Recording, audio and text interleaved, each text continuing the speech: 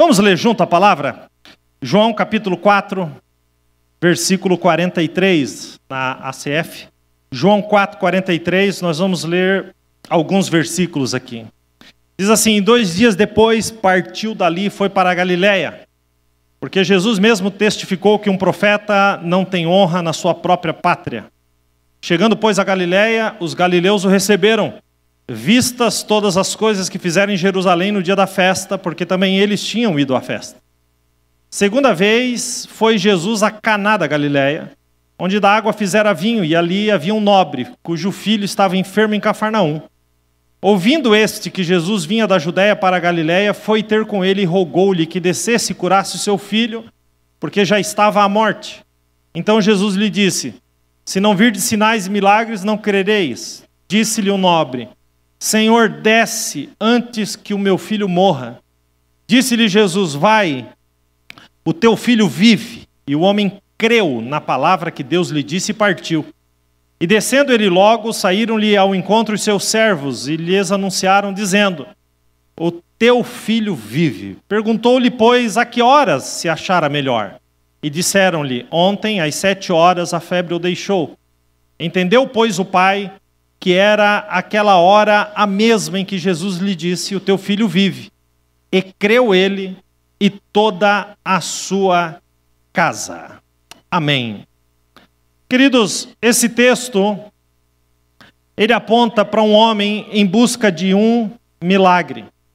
O contexto desse texto mostra Jesus atravessando a província de Samaria, né? Esse capítulo começa com a frase, né? Era-lhe necessário passar por Samaria, um território hostil, perigoso, mas se você ler o capítulo 4 de João, Jesus tem um encontro com uma mulher, a mulher samaritana, e ele fala com aquela mulher. O assunto não é esse, mas a grande verdade é que aquela mulher deixa Jesus ali no poço e entra na cidade, e ela prega para aquela cidade, apontando para o Messias, apontando para o Filho de Deus. Na verdade, essa mulher foi a primeira missionária da Bíblia Sagrada que recebe a palavra e compartilha com uma cidade inteira. E é interessante porque João 4,39 diz que muitos dos samaritanos daquela cidade creram em Jesus, e diz assim o versículo: pela palavra da mulher que deu testemunho dizendo de tudo o que ele havia feito. Mais tarde, essa multidão, essa cidade sai para fora para ouvir Jesus. E mais tarde, mais adiante, a Bíblia vai dizer: muitos creram em Jesus por causa da sua palavra. Eu acho interessante, gente, essa sequência. Eles não creram em Jesus por causa da sua palavra primeiro. Eles creram em Jesus primeiro por causa da palavra que a mulher havia dito a respeito de Jesus. O que mostra o quão meteórico é um testemunho. Observem, muitos creram nele sem conhecê-lo, por causa do testemunho dela, daquilo que Deus havia feito na vida dela.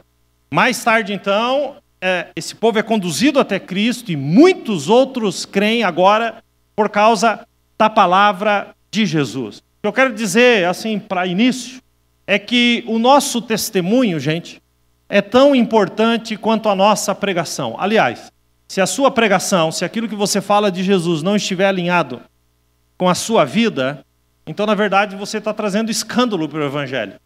Porque o testemunho é testificado pela palavra, e a palavra é testificada pelo testemunho. Essa mulher ganhou muita gente para Jesus com testemunho, e só depois é que Jesus foi falar. Então, mostra como Jesus trabalha, como o Senhor trabalha. É bem provável que, pelo fato de Jesus ser um judeu, e ele pregasse naquela cidade, ninguém creria nele de imediato. Mas Deus usa então uma mulher. Ele pregou, aliás, ela pregou e Jesus confirmou.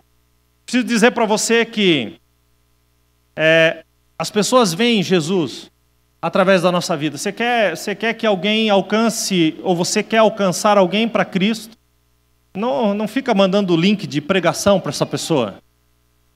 Seja você um testemunho vivo do que Jesus foi capaz de fazer na sua vida.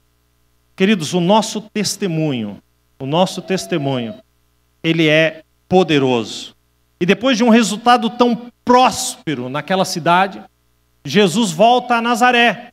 Nazaré é a cidade onde Jesus foi criado. Jesus nasceu em Belém e depois, antes dos 2 anos, Jesus vai para o Egito e fica até Herodes, o primeiro Herodes falecer, e então ele volta do Egito e vive toda a sua infância e adolescência na cidade de Nazaré. E quando ele chega em Nazaré, acontece ali 3 coisas que a gente precisa atentar. Eu estou fazendo só um pano de fundo aqui, gente, para a gente compreender o que vai acontecer nesse texto tão precioso. Quando ele chega em Nazaré e começa o seu ministério, a gente descobre ali pelo menos 3 coisas. O primeiro, a acostumar-se com o pregador e não atentar para a grandeza da mensagem é um grande perigo. A Bíblia vai dizer aí, Mateus 13:58, diz assim: e não fez Jesus em Nazaré muitas maravilhas e sinais por causa da incredulidade deles. Eles não criam em Jesus. Para eles, Jesus era o filho do Zé e da Maria. É isso, menino criado aqui, foi criado que a gente viu crescer. Eles não creram em Jesus, eles olhavam para ele todos os dias e estavam familiarizados com ele. E assim, eles estavam familiarizados com Jesus. Isso é bom? É bom, mas o bom virou ruim, porque eles se acostumaram com aquilo. A grande verdade é que a familiaridade com o sagrado é extremamente perigoso. Qual é o perigo? A mecanização da fé. O que você quer dizer, pastor? Você pode vir aqui toda semana. Toda semana você pode vir aqui. Toda semana você senta, você ouve uma pregação, uma palavra. Você conhece a dinâmica do culto. Normalmente você se assenta sempre no mesmo lugar, porque isso é do ser humano. Né? Quando eu quero saber se alguém está na igreja, eu olho em determinado lugar e eu já sei que quando eu vou falar para a Lu, você viu quem estava na igreja?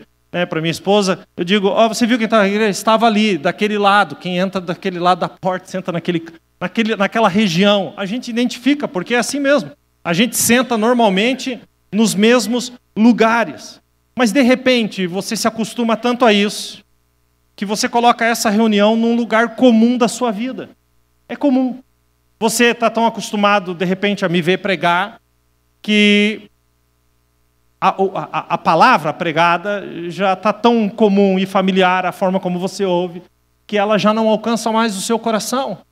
E é isso que aconteceu com o povo de Nazaré. Eles se acostumaram com Jesus. A palavra de Jesus, a pregação de Jesus não entrava no seu coração. E se a palavra não entra, não gera fé. E se não tem fé, não tem milagre. Jesus, observe o texto, ele não fez ali muitas maravilhas e sinais por causa da incredulidade, porque eles não criam em Jesus. Eles estavam acostumados com Jesus. Esse é o primeiro perigo. O segundo perigo são as pessoas que querem ver milagres sem o compromisso do Deus dos milagres. A Bíblia vai dizer no texto que nós lemos em João 4,45, chegando, pois, a Galiléia, os galileus o receberam. Por que os galileus o receberam? Vistas todas as coisas que fizeram em Jerusalém no dia da festa, porque também eles tinham ido à festa. Jesus em Jerusalém, nos dias da festa, fez muitos milagres. Eles estavam lá, viram os milagres, viram o que aconteceu, e quando eles souberam que aquele cara do milagre estava chegando na cidade deles, eles o receberam, porque eles queriam ver os seus milagres, eles queriam receber os seus milagres. Mas o coração deles é quando a bênção é maior do que o Deus da bênção. É quando, para mim, o mais importante é o milagre do que o Jesus que faz os milagres. É nesse contexto que eles o receberam. Mas o próprio Jesus vai dizer em João 2,23 que naqueles dias em Jerusalém, ele fazia muitos sinais, mas o mesmo Jesus não confiava neles, porque a todos conhecia. O que Jesus quis dizer com isso? Que Jesus sabia que eles estavam ali, não por causa de Jesus, mas por causa dos milagres, dos benefícios da fé. E aí eu preciso fazer uma pergunta para você. O que te traz aqui, o que te leva à igreja é Jesus, a pessoa de Cristo, que gera mudança, transformação, confronto, para que mude o nosso caráter, para que a gente se pareça com Ele. Ou o que te traz aqui são os benefícios da fé. Eu preciso de algo e eu estou correndo para a igreja porque eu preciso receber isso de Deus. Isso era o que estava acontecendo. Muita gente que vai ao encontro de Jesus não está interessado nele, mas naquilo que ele pode oferecer, pensando em algum tipo de vantagem imediata. Mas ainda tem um terceiro perigo, que é o fato de que a incredulidade fecha as portas da intervenção de Deus. Como eu disse aqui, ele não fez milagres por causa da incredulidade deles. Jesus poderia ter feito tantos milagres, mas eles não criam. Jesus queria fazer os milagres, mas eles não tinham fé. Eu preciso te ver. Hoje eu estou cheio de perguntinha, né? Qual que é a sua expectativa para esse culto? Qual que é a sua expectativa para esse culto? O que te trouxe aqui? Se a sua resposta é mecânica, é porque provavelmente a sua fé também é. Se eu não tenho expectativa, queridos, de num culto entregar o meu culto a Deus, eu não posso ter expectativa de receber. Sabe aquele parente chato que diz assim, no final do ano, né? Ninguém precisa me dar presente porque eu não vou dar presente para ninguém. Você conhece alguém assim? Não. Não me deem presente porque eu não vou dar presente para ninguém. Ele já está cortando. Ele diz assim, eu não quero saber de receber porque eu também não vou dar. E se por acaso, né, uma tia querida dá um presente para ele, ele se sente envergonhado, porque ele recebeu e não trouxe nada, e ele se sente desconfortável em receber. Sabe que essa dinâmica muitas vezes acontece dentro de um ambiente de culto. É como se a gente viesse e dissesse assim, eu não trouxe nada para entregar, mas eu também não preciso receber. Gente, nós estamos num culto. Eu preciso só lembrá-los que o culto não é para você. O culto é para Deus. Ele é o único a ser adorado, engrandecido e exaltado nesse lugar. O culto é para Ele. Bom, se o culto é para Ele, qual que tem que ser a minha expectativa? Entregar para Ele o meu culto de adoração ao nome dEle. Qual que é a sua expectativa quando você compra um presente e sabe para quem vai entregar? A sua expectativa é entregar o presente? Então, queridos, se você tem uma expectativa de entrega, isso aumenta a sua expectativa de receber do Senhor. Quantos estão entendendo isso, amém? E tem gente que sai às vezes de um culto e diz assim, poxa, eu não merecia, mas Deus falou comigo. É aquele que não trouxe nada, mas acabou ganhando um presente. Fica até com vergonha de receber. Não, queridos, não é isso. É uma dinâmica de troca. Entregue o seu culto a Deus. E o Senhor tem grandes coisas para fazer na sua casa, na sua vida. Amém? Quantos entenderam isso? Dito isso, Jesus segue a sua viagem. 46. Segunda vez foi Jesus a Caná da Galileia, onde da água fizera vinho. Bom, por que segunda vez? Porque na primeira vez que Jesus passa ali, ele vai começar o seu ministério. Então, ele vai transformar a água em vinho dentro de um ambiente de casamento. Ele faz, na verdade, ali, ele aponta para o seu ministério de uma forma muito ampla. Quando ele transforma a água em vinho, são duas naturezas distintas. A água é uma coisa, vinho é outra. São coisas totalmente distintas. Então, quando Jesus transforma a água em vinho, como sendo o seu primeiro milagre, ele está trazendo um princípio. Qual é o princípio dele? Eu vim para mudar a natureza. Entendeu? Eu vim para transformar a natureza. Quando Jesus transforma água em vinho, ele está dando um indício, um princípio para nós. Ele não veio para melhorar a gente, ele veio para transformar a nossa natureza, o velho homem no novo homem. Esse foi o primeiro milagre de Jesus. Mas é interessante dizer que Jesus também livra nesse milagre um casal que estava começando a sua vida, o seu casamento ali, livra o casal da vergonha. Porque não existe, queridos, vergonha maior dentro da cultura judaica faltar vinho no casamento. E estava prestes a acontecer isso, iria haver essa mudança. Ou melhor, a falta desse vinho iria acontecer diante do casamento. Aquele casal iria passar uma vergonha enorme. Então, olha só que interessante. Jesus não só transforma a natureza, mas Jesus também transforma a vergonha em alegria. Vocês estão entendendo isso ou não? Digam amém. Foi isso que Jesus fez em Caná da Galileia. Foi ali que Jesus começou os seus milagres. E a Bíblia vai dizer, da primeira vez que Jesus passou, que ele manifestou a sua glória e os seus discípulos creram nele. Onde Jesus manifestou a sua glória pela primeira vez? Dentro de um casamento. Vocês estão entendendo isso ou não? Quem aqui é casado, diga amém. Diz forte, animado, porque, né? Quem aqui é casado, diga amém. Amém. Um amém de felicidade, né? Jesus começou a manifestar a glória dele dentro de um casamento. E agora, segunda vez. Passa-se pelo menos aí 1 ano e meio ou 2, e Jesus volta a Caná. E quando ele volta, tem um pai clamando pelo filho. Observem isso, em nome de Jesus. A primeira vez, Jesus aponta para um princípio de mudança de natureza pessoal. Água para o vinho.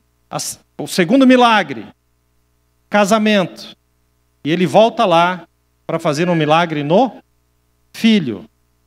Indivíduo, casamento, família. Indivíduo, casamento, família. Indivíduo, casamento, família. Isso não é por acaso. Porque é aí que se baseia o Evangelho de Cristo. Por isso eu quero lhe dizer que hoje aqui essa igreja é Caná da Galileia. É o lugar onde Jesus trata não só o indivíduo, trata o casamento e trata a família. Quem crê nisso, diga amém. Queridos, Caná é marcado na Bíblia por esse lugar tão precioso. Sabe, quando você vai em Israel, quando eu estive em Israel, cada lugar que você vai, o guia lá te dá lá uns 10 minutos, 15, para você fazer uma oração particular. Você pode ir fazer uma oração particular dentro daquele lugar.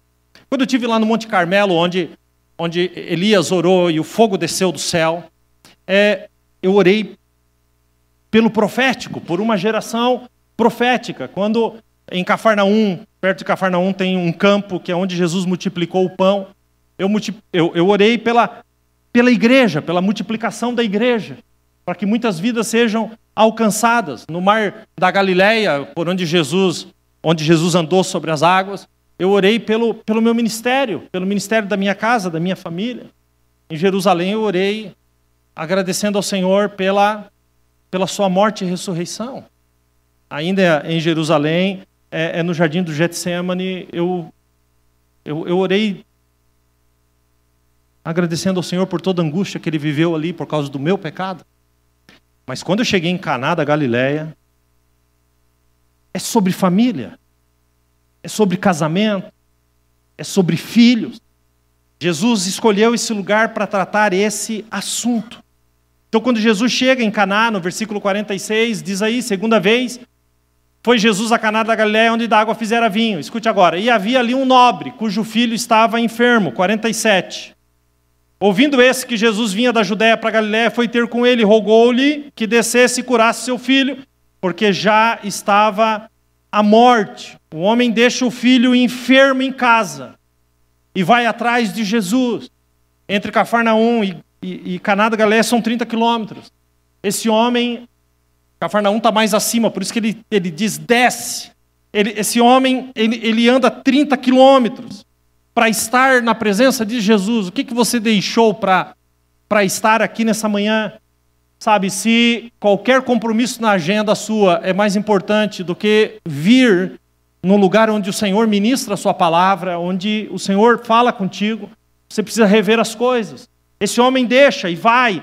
Enquanto aquele homem caminhava na rua, esses 30 quilômetros, ninguém sabia o que se passava, ninguém sabe o que ele está vivendo, mas ele veio.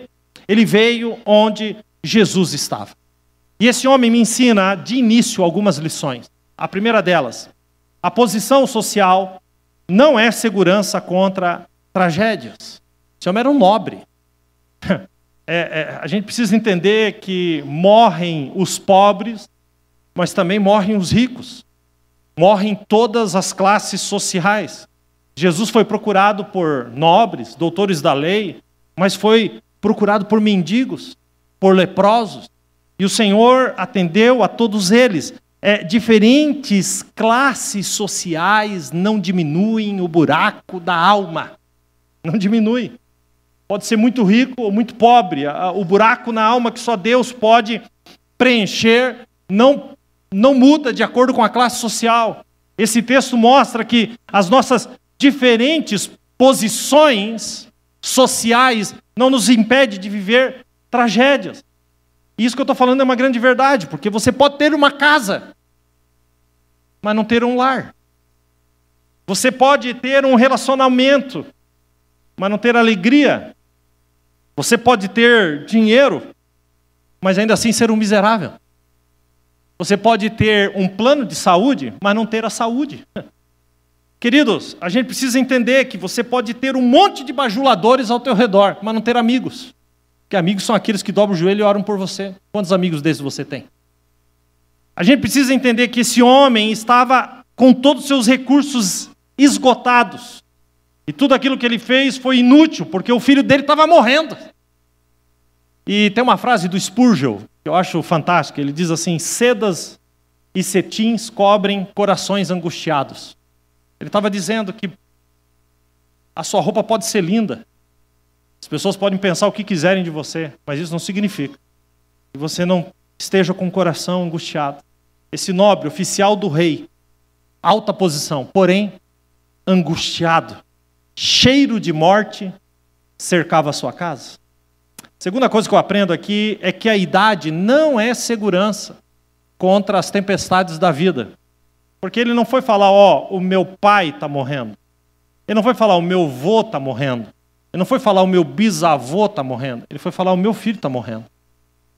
Era uma criança. E o filho estava morrendo.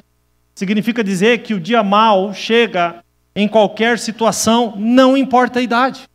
Pode ser na velhice, pode ser criança, pode ser jovem, pode ser o que for.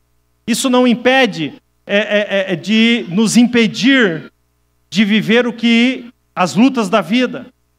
Mostra aqui, queridos, que o ser humano é vulnerável. E esse homem estava diante de um drama da vida.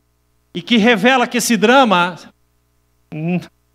a criança ser novinha ou não importava. A enfermidade estava ali. Mas esse texto também me mostra. Eu só estou fazendo introdução, tá, gente? Esse texto também me mostra os benefícios da aflição. Mesmo nas aflições mais agudas da vida, Deus continua no controle. E essas aflições podem fazer o seu caminho se cruzar com o de Jesus. Esse homem estava sempre no palácio de Herodes Antipas, em Cafarnaum, que era a sede do governo, longe do relacionamento com Cristo, muito longe. Mas o sofrimento dentro da sua casa fez ele encontrar Jesus. Diante das correrias da vida, da inquietude da nossa alma, o único caminho de Deus, às vezes ao coração de um homem e de uma mulher, é a tempestade, é a aflição. Queridos, você pode me falar o que quiser, mas quando você está passando por uma profunda aflição, diga para mim, é nesse momento que as orações mais lindas saem da sua boca.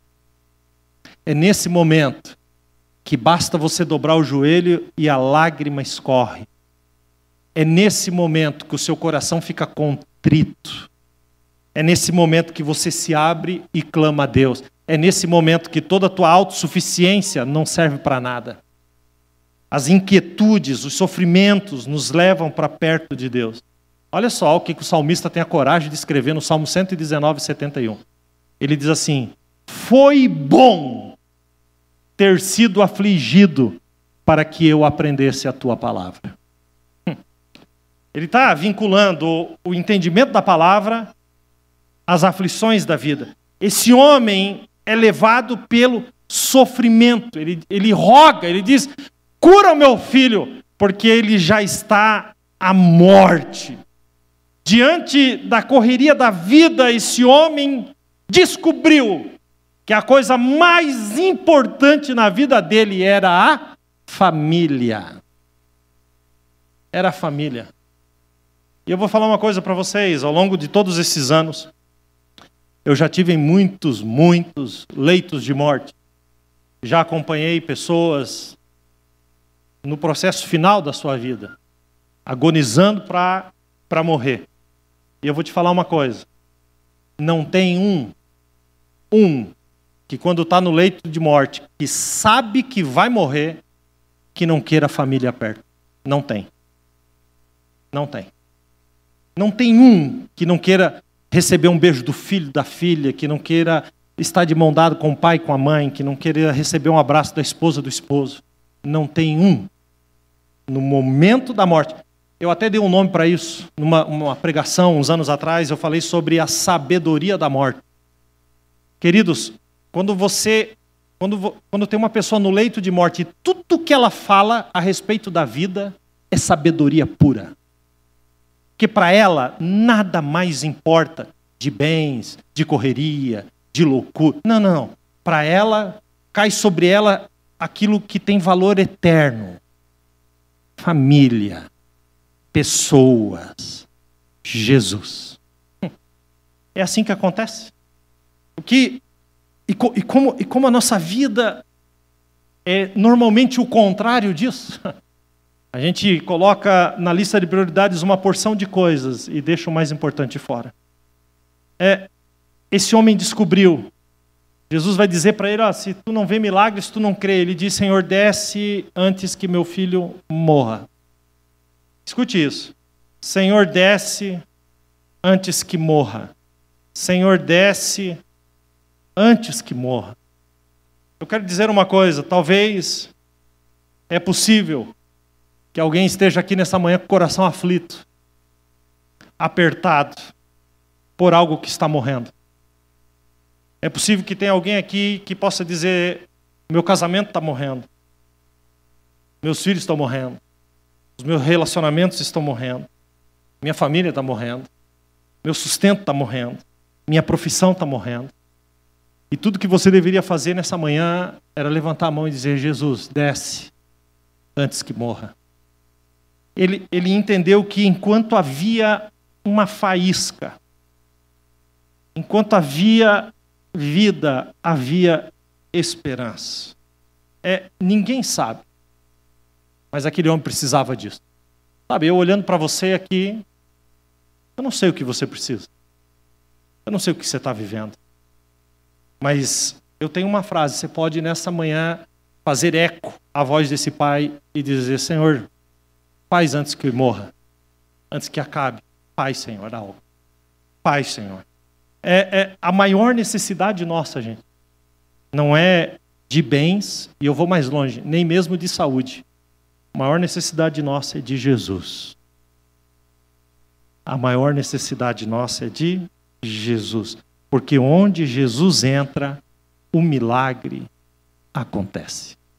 Quem entendeu isso, diga amém. Pastor, o que ele fez para alcançar o milagre? Então agora eu vou começar a pregar. Só que hoje a pregação vai ser menor que a introdução. Não se assuste. O que ele fez para alcançar o milagre? Porque talvez você esteja aí há tanto tempo esperando o céu. Talvez você precise de algo na sua casa, na sua vida, na sua família. E eu quero compartilhar com você o que Deus me mostrou nesse texto. Primeira coisa, versículo 46 e 47, parte B do 46. E havia ali um nobre cujo filho estava enfermo em Cafarnaum. Ouvindo esse que Jesus vinha a Judeia para Galiléia, foi ter com ele e rogou-lhe. Quer receber o teu milagre? Vou falar de bate-pronto, assim, ó. Desce do pedestal. Menos. Seja humilde. Desce do pedestal, filhão. Desce da sua arrogância. Desce do seu orgulho. Desce da sua prepotência. Diante de Jesus, o texto diz, porque é João que está escrevendo, que ele era um nobre. Mas ele não chega lá e diz assim, ô Jesus, eu sou um nobre. Não, ele chega lá e diz assim, meu filho está morrendo. Ele não chegou lá e quis dar uma carteirada em Jesus. Ele não chegou lá e quis trazer a sua própria história. Ali não era um nobre. Ali era só um pai desesperado pela vida do filho. Ponto. Então ele chegou humilde. Eu gosto o que Eliseu mandou Naamã fazer, o general de guerra da Síria, que estava leproso, e Naamã falou, vai dar 7 mergulhos no Rio Jordão. Na verdade, era para quebrar todo o orgulho daquele homem, porque quando ele tirou toda a sua armadura, ele desceu aquelas águas, sem roupa, ele teve que mostrar sua lepra para todos que estavam ao redor. É como se Eliseu dissesse, você não vai fazer isso escondido. Desce do pedestal. Queridos, isso foi a primeira coisa que ele fez. Posso ler um versículo para você? Provérbios 11, 2. Quando vem o orgulho, vem com ele a desgraça, mas a sabedoria está com os humildes. Provérbios 29, 23. O orgulho do homem, o orgulho o humilha. O orgulho o humilha, mas o de espírito humilde permanece em honra. Outra tradução diz, é honrado. Então diz para quem está perto, desce do pedestal. Primeira coisa, menos. Sabe aquela história, menos é mais? Menos. Porque Deus se levanta contra o orgulho. Mas a Bíblia diz em Tiago, aquele que se humilha, aquele que humilha a si mesmo, será exaltado pelo Senhor. Quando recebe essa palavra, diga amém. Segunda coisa que esse homem fez para alcançar o milagre. Coragem. 4,46. Parte B. E havia ali um nobre. Essa tradução diz nobre. Outras traduções diz oficial do rei. Herodes Antipas, gente, era um monstro. Mandou matar João Batista. Mandou matar a própria mulher dele, porque achou que a mulher queria o trono dele. Depois ele achou que os filhos queriam o trono dele. As crianças. Ele mandou matar todo mundo. Ele era um cara alucinado pelo poder. E esse homem aqui, esse pai, era um oficial do rei. Jesus chamou este homem, Herodes Antipas, de raposa. Para vocês terem uma ideia do nível desse homem. Mas o que o oficial do rei faz? Rompe os protocolos. Corre risco. Não se importa com ele mesmo. É um homem de coragem. Sabe, que você possa receber do Senhor uma porção dobrada de coragem. Tem gente que tem medo de dizer que é cristão. É, pastor, porque aí o negócio está feio aí fora. Se a gente falar que é crente, ixi, pastor, a ideologia aí, ela atropela a gente. É o crente 007. Ninguém sabe, ele entra, ele sai, ninguém sabe que ele é crente. Ninguém não professa a sua própria fé. Esse homem, ele correu o risco de morrer. Ele correu o risco, eu não sei qual é o final da história dele, se ele rompeu com a corte ou não, mas ele se encheu de coragem. Porque para ele, Jesus era a sua única solução. Ele precisava de Jesus mais do que qualquer outra coisa. E quantos de nós temos dificuldade de professar a fé? Quantos de nós nem se imagina de repente um dia carregando uma Bíblia? Porque se eu estiver carregando uma Bíblia, eu vou ser taxado por essa Bíblia. E daí, qual o problema? Qual o problema? E eu vou te falar uma coisa, eu vou fazer visitas em hospitais e tal, eu chego com a Bíblia, eu pareço um ET, todo mundo fica olhando para mim. Eu estou com uma Bíblia na mão. Gente, não tenham vergonha de professar a própria fé. Não fique se escondendo atrás de frases prontas só para esconder a sua fé em Cristo Jesus. Esse homem, ele não tinha medo mais de nada. Não tenha medo. Não tenha medo da sua família, da posição, da opinião das pessoas. Quantos que não professam a sua fé dentro da sua família? Dentro da sua família. Cuidado com isso, gente. Terceira coisa que esse homem fez, versículo 48 e 49. Olha o que Jesus... Ele pede para Jesus, desce antes que o meu filho morra. Olha o que Jesus responde para ele. Se você não vê sinais e milagres, você não vai crer. Se fosse eu ia dizer assim, ó, valeu. Será que eu faria... Será que eu teria... Qual seria a minha reação? Pô, eu estou correndo risco de vida. Eu vim em 30 quilômetros só para te pedir algo e tu manda essa no meu peito. Se tu não vê sinais, tu não vai crer. Mas a resposta desse homem, ainda que teve essa resposta de Jesus, a contra-resposta desse homem, no 49, ele diz: Senhor, desce antes que o meu filho morra.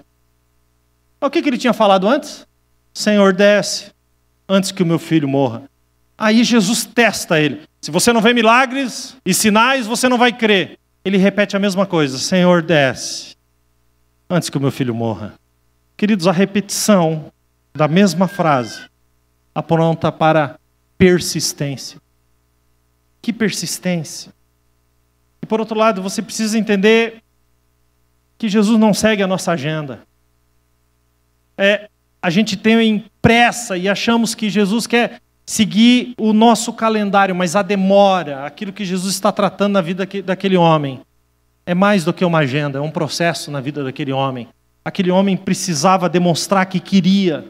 A resposta dura despertou a persistência.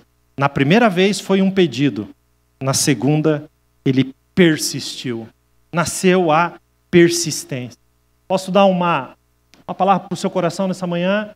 Não desista. Não desista. Continue insistindo diante do Senhor, porque existe uma resposta de Deus para você. Sabe, pastor, eu já chorei muito. Chora um pouco mais. Se esforce um pouco mais. Lute um pouco mais. Não desista do que é importante para você, do que é importante para Deus. Quantos entenderam isso? Diga amém. Quarto passo para o milagre dele. Versículo 50. Disse-lhe Jesus, vai, eu quero ler com você. Disse-lhe Jesus, vai, o teu filho vive. E agora? 1, 2, 3. E creu na palavra de Jesus e partiu. O homem creu. O homem creu. É um homem de fé. Ele teve fé. Ele não sabia, não tinha WhatsApp. Jesus falou, vai, o teu filho vive. Ele não saiu, o teu filho vive. Ele não saiu para fora e mandou um WhatsApp para a esposa. E aí, aconteceu alguma coisa? Ele está melhor? Não, ele não tinha comunicação. Ele estava a 30 quilômetros longe de casa. Jesus atendeu o pedido dele. E ele creu. Eu quero te dizer uma coisa. A palavra de Jesus é tão viva quanto Jesus. Se ele falou, está feito. Se Jesus falou, está feito. Jesus não foi, mas a palavra foi. Escute bem o que eu vou dizer. Jesus viveu nessa terra em figura humana há mais de 2000 anos atrás, mas a sua palavra segue viva. Veja o que está escrito em 1 Pedro 1,24. Toda a humanidade é como relva, e toda a sua glória como a flor da relva. A relva murcha e cai a sua flor, mas a palavra do Senhor permanece para sempre. Esse homem, a princípio, teve 2 erros. Primeiro, ele achou que Jesus precisava ir lá em Cafarnaum para curar o filho dele. Não precisava. A segunda, ele achou que se o filho morrer seria tarde demais. Tadinho dele. A de Jairo morreu e Jesus a ressuscitou. Queridos, quando Jesus quer, Jesus fala, acontece. Vai, o teu filho vive. A promessa de Jesus e a realidade é a mesma coisa. É a mesma coisa. Nenhuma promessa cai por terra. Tudo o que ele te prometeu, ele vai cumprir. Finalmente, mostra a maturidade espiritual desse homem.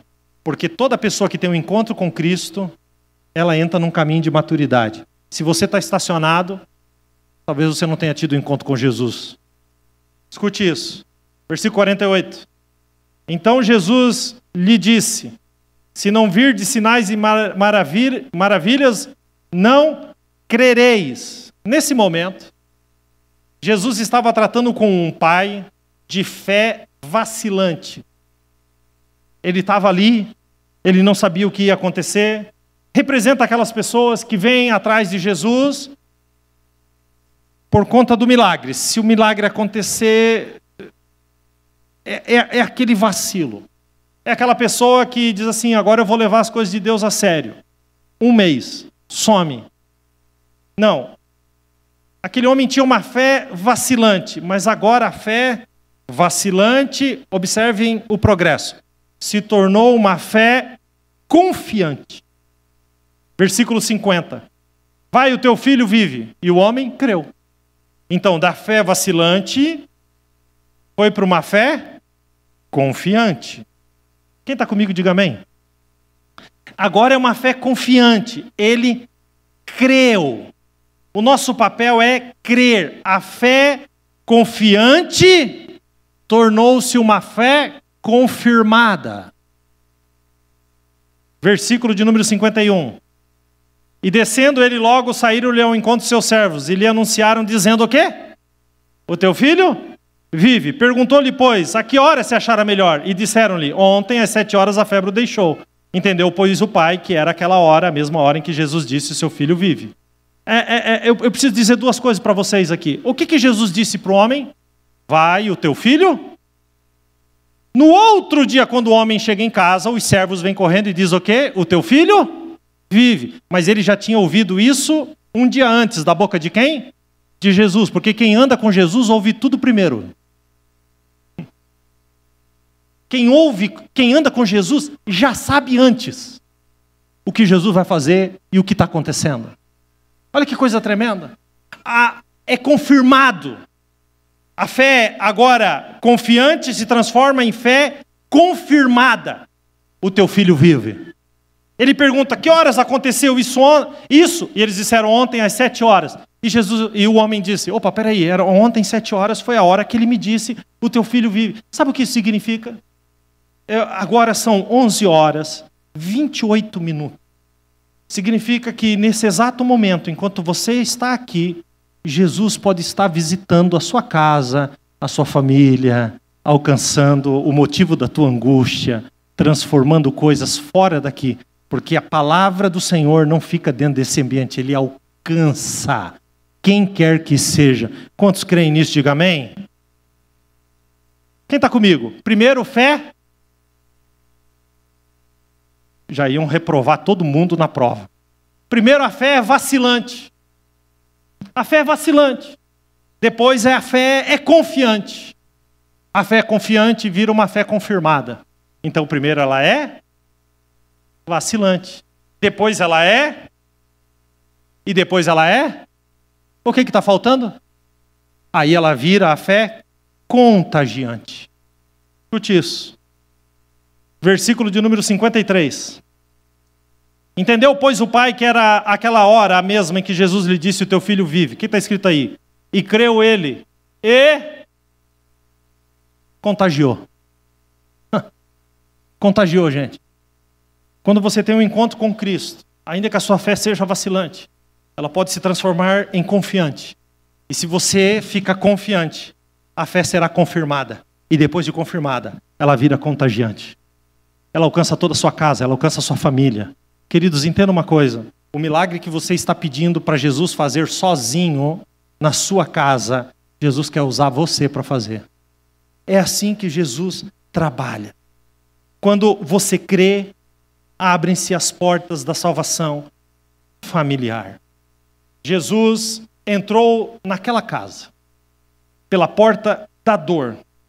Deus transformou tragédias temporais em salvação eterna. Deus transformou doença física em cura espiritual. Jesus transformou cheiro de morte em aroma de vida. Caná, o lugar onde ele muda a natureza, onde ele muda o casamento, onde ele transforma e cura os filhos. Eu vou terminar perguntando para você, o que te trouxe aqui? O que te trouxe aqui? Porque você está aqui nessa manhã. Eu vou compartilhar algo que eu acredito, você não precisa acreditar, isso não está escrito em lugar nenhum. Mas eu acredito, queridos, que talvez, quem sabe, esse homem procurou Jesus porque ele era o mesmo homem do casamento em que Jesus transformou água em vinho. Ele fez um milagre na natureza. Ele fez um milagre no casamento. E esse homem foi atrás dele, porque agora precisava de um milagre na família. Isso não está na Bíblia. Mas por que não pode ser? Deus não quer só fazer um milagre na sua natureza. Deus não quer só fazer um milagre da sua natureza para o seu casamento. Mas Deus quer fazer do seu casamento para a sua família. Quando você recebe essa palavra? Eu quero que você fique de pé, nós vamos orar juntos.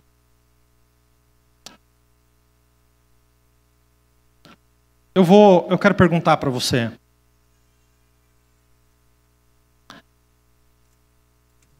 O que te trouxe aqui? É uma necessidade individual? É algo que você precisa para a sua vida particular? E quando eu digo particular, estou falando aqui agora de forma individual, eu não estou falando aí da sua casa, só de você. É ter esse tempo com Deus, uma necessidade individual que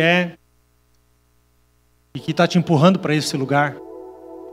A Bíblia diz em Oséias, o Senhor diz assim: eu te atrairei para o deserto para falar ao teu coração.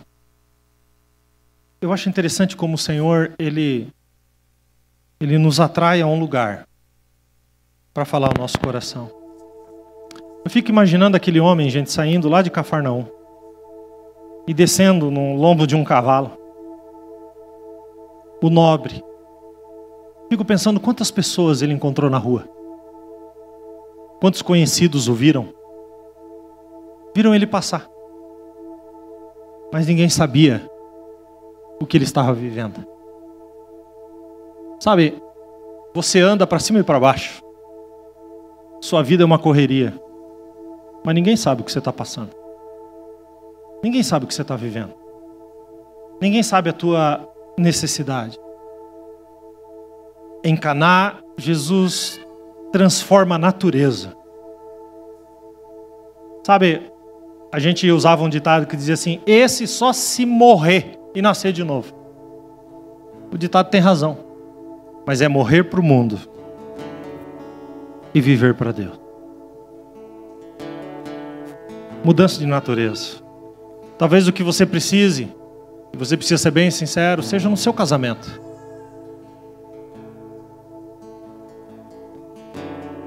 As tuas redes sociais apontam para um casamento perfeito.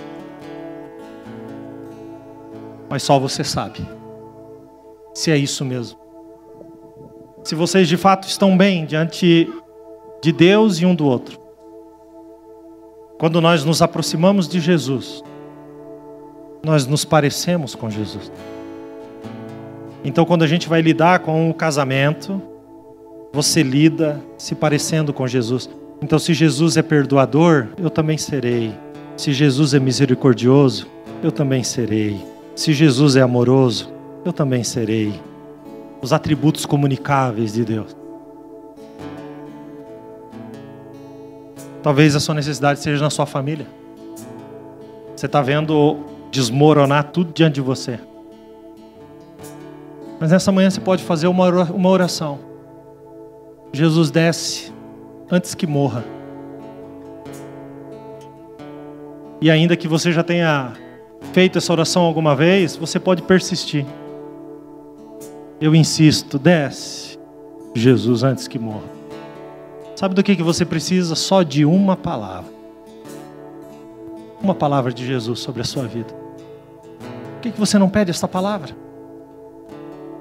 Por que você não se coloca nesse lugar? O que te trouxe aqui nessa manhã? Se é a fé comum, a fé mecanizada, que faz você se sentir na obrigação de ter um momento na semana dentro de uma igreja. Jesus é muito mais do que isso. Sabe? Que você nessa manhã consiga derramar uma lágrima diante dele. Que você consiga nessa manhã apresentar para ele o que realmente importa. E que você tenha coragem de fazer isso. Senhor, desce antes que morra. Vamos dizer junto no 3, 1, 2, 3. Senhor, desce antes que morra. Coloque a mão